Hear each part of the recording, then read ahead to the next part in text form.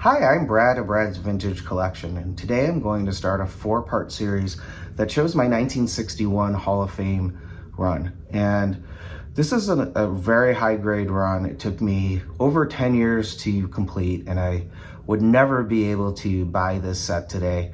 I found when I first started buying graded cards on eBay that there were a lot of 1961 cards that really look sharp that seemed to come from a bunch of cello packs that were opened in the late 90s. And because of that, there was a lot of really high-grade 61s out on the market at the same time, and the prices were very reasonable compared to all the years of the 60s. So the first card I bought was a 61 Duke Snider, and I really liked that card. And the 61 set was, for some reason, one as a child collector or teenage collector I wasn't really into, so I only had one 1961 card. So all the cards were new to me. There was a decent amount of them on the market. The prices were reasonable, so I started working on the 61 Hall of Fame run, which was the second Hall of Fame run I started. It took me, I think, 10 years to complete from the first card to the last card. The last card was the 61 Matthews card, and it was really fun collecting them along the way. It's a set that I could never afford to put together today, and it may not stay intact. I may look to downgrade some of the cards to free up money for my collection. So this is as good as the set will get, and it may sell some of the 9s in this set to fund some other things I need and buy some really solid centered 8s or 7s or other grades, as I don't really care as much about the grade as I do about the card. So when I bought these cards, the differential between an 8 and 9 was much smaller than it is today, and the prices of 9s today, I would never buy probably any of the 9s in this collection for the prices they're going for today. So like I said, this is an extremely high grade set. I worked very hard to really curate the cards in the set, and it took me about 10 years to complete. So the 1961 Hall of Fame set has 84 cards in it, and it's very expansive. There's 5 mantles in the set, plus on the leader cards, there's one with mantles. So it's a lot of the greats have multiple cards in this set because it has the 60 World Series has some Hall of Famers in it. It's got a baseball thrill set that has a lot of Hall of Fame cards in it. It's got the MVP set that adds Hall of Famers, and it's got a great All-Star set that ends it. So there's 84 Hall of Famers, plus I added the 3 Maris cards to make it 87 cards in my run.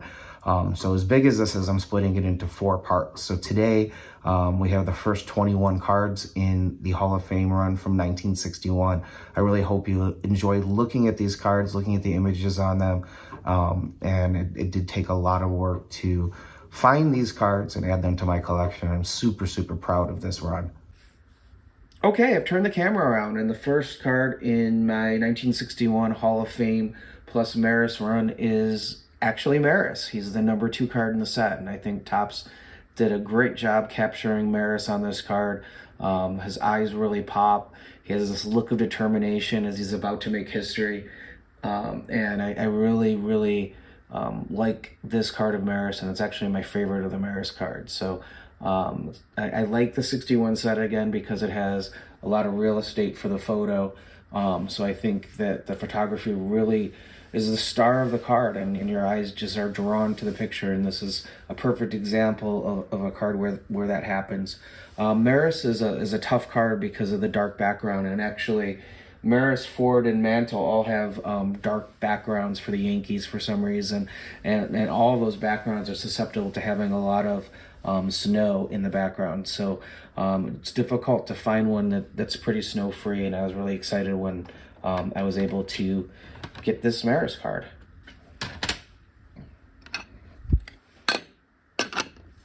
Next up, we have Dick Williams, who's one of the Hall of Fame managers in the set, and I like the Williams card because it's, although it's an empty stadium shot, you get to see him in a cool batting stance, and I like that he's a Kansas City A. I don't have a lot of Kansas City A's Hall of Fame cards, so it's cool to see their uniforms and see the blue hats with the red A on it. And so this is the Dick Williams card from the 61 set.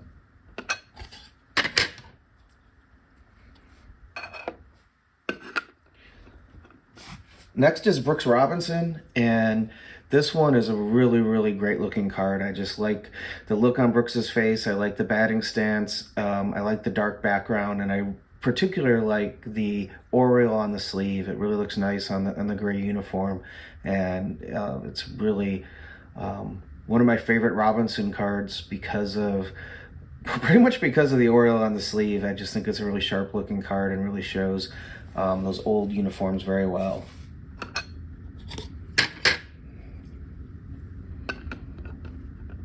Next up, we have Robin Roberts, who was one of the Phillies greats as a pitcher and one of the underappreciated pitchers in the hobby. I've made a video with my opinion on this, but I really feel like every pitcher not named Koufax and Ryan are underappreciated in the hobby. Their prices are much less than the hitter cards, and Roberts really doesn't get his due, but he was a phenomenal pitcher for the Phillies for decades.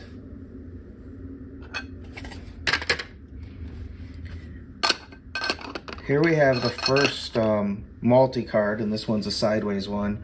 So it's the Reds Heavy Artillery, and it has Frank Robinson on it, Vada Pinson, and Gus Bell. So Pinson may be a Hall of Famer someday, and Bell has baseball royalty with the three generations of Bells that played Major League Baseball. So very cool representative of the Reds. I love those uniforms with the sleeveless uniform and the really big just C on the chest, and I like the white hats with the red brims, so I really think this is a great looking card.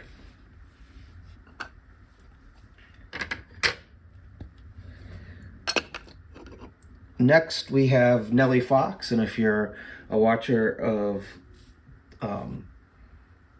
Showcase Showdown with Mike and Chris, they always talk about how Fox has chaw in every one of his cards. So typical Nellie Fox card with the big chaw in his mouth, but it's just a nice portrait of Nellie Fox on his 61.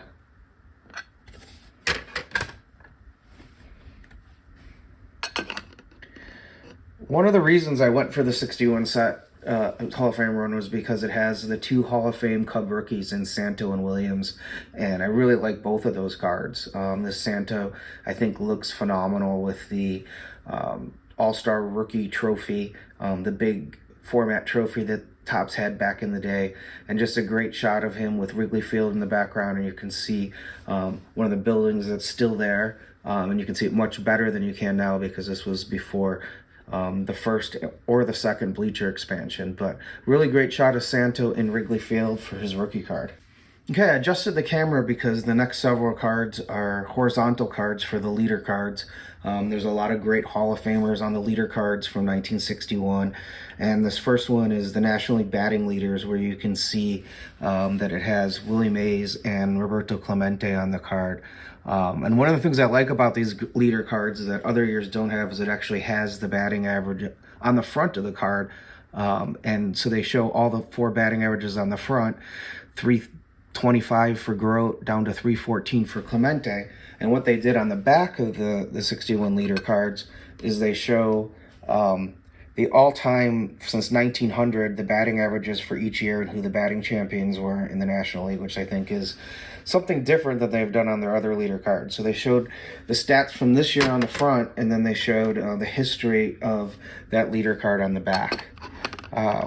Next up is the 1960 American League batting leaders, and Topps chose the blue background for the National League and the red background for the American League. So there's a nice distinction between them, and it alternates every other card. And on this one, Minoso is the Hall of Famer. He batted .311, but Runnels led the league with a .320 batting average. So kind of cool to have Minoso on a leader card, and it's all the traditional old-time teams, the Red Sox, the White Sox, and the Yankees. So pretty cool card.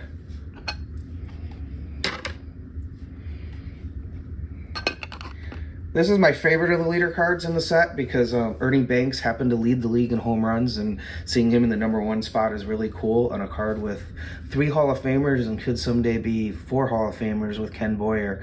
And you can see that Banks led the National League with 41 home runs in 1960.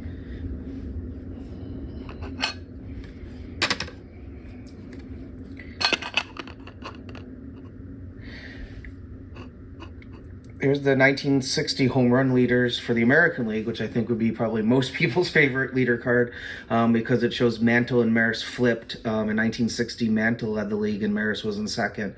And of course, in 1961, Maris leads the league with Mantle in second. So you've got the two Hall of Famers there, and Mantle led the American League with 40 home runs in 1960. So quite a jump from 1960 to 1961 in the American League. Now we get into the pitching leaders, and this is the 1960 NL ERA leaders, and this one's kind of cool because it has sort of a optical illusion where it looks like William's shoulder continues into the next pane, or it looks like it's Bob Friend's body. So it's kind of cool the way that optical illusion appears on this card, and I've always thought it was a neat card because of that.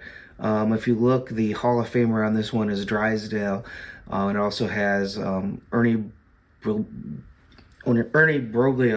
the person that the Cubs traded Lou Brock for in the future. And so he's all over these leader cards, and you can see what the Cubs saw in him, but one of the all-time worst trades.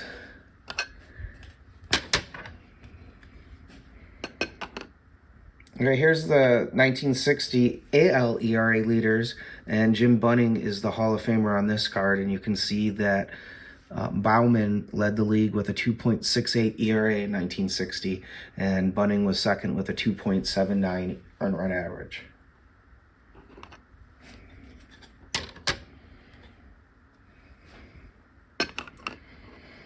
And here's the 1960 pitching leaders for games won, and you can see that it was actually a tie with Broglio with 21 and Spahn with 21 wins. So they put Broglio in the first position, and interestingly, they have Spahn listed as the leader in the back. So I guess they both got first billing on each side of the card. And there's actually two 1960 NL pitching leader versions. There's a vertical black bar and a no vertical black bar. And to be totally honest, I don't know what that error is, and I've not been able to find it. So if you know, let me know, because if you look, this card with the no vertical black bar has two vertical black bars on the front, and there's really no black bars on the back on this card. And here's the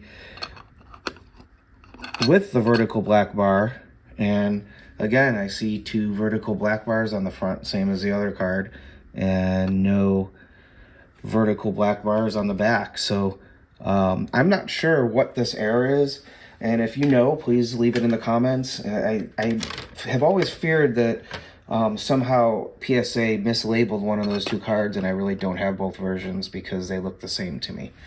Going to the 1960 strikeout leaders, you've got Drysdale and Koufax, the great pair from the Dodgers, leading the league in strikeouts, and you can see that Drysdale struck out 246, which is lighter than we start seeing later in the 60s, and this is really before Koufax started his extreme dominance.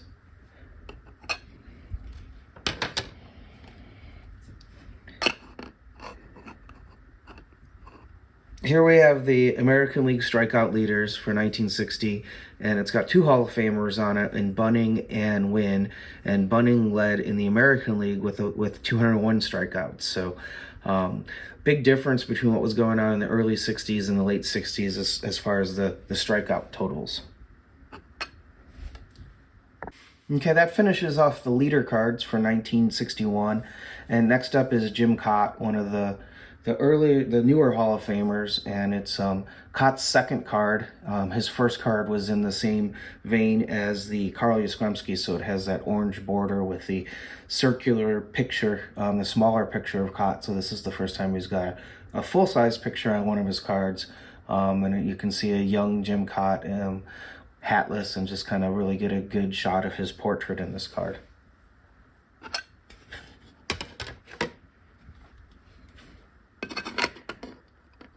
Here we have Harmon Killebrew, and Killebrew to me is a undervalued player as well. If you look at his home runs and his on-base percentage, he's really an amazing hitter, and he's almost all the Killebrew cards are really attractive. This is might be my least favorite Killebrew card. I love the 61 set, but there's a couple photos that just aren't as good as others, and this is one of the photos that's just kind of meh in the set, but proud to have the Killebrew card.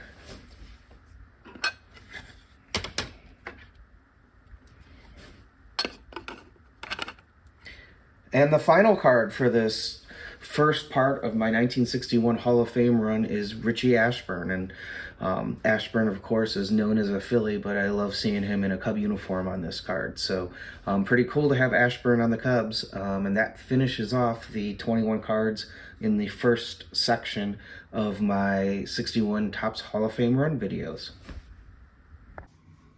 Okay, that was the first 21 cards of the 61 Hall of Fame run. I really hope you enjoyed looking at them. I'm a big fan of the set. I love the larger real estate of the picture. I love the image quality of the 61s, and really enjoyed showing these to you, and I hope you enjoyed seeing them.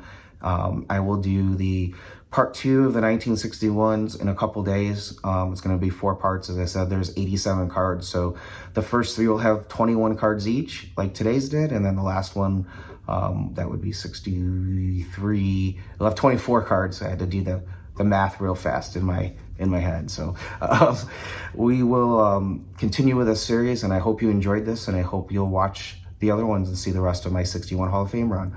Thanks so much for watching, and remember, if you're not excited to add it to your collection, you bought the wrong card.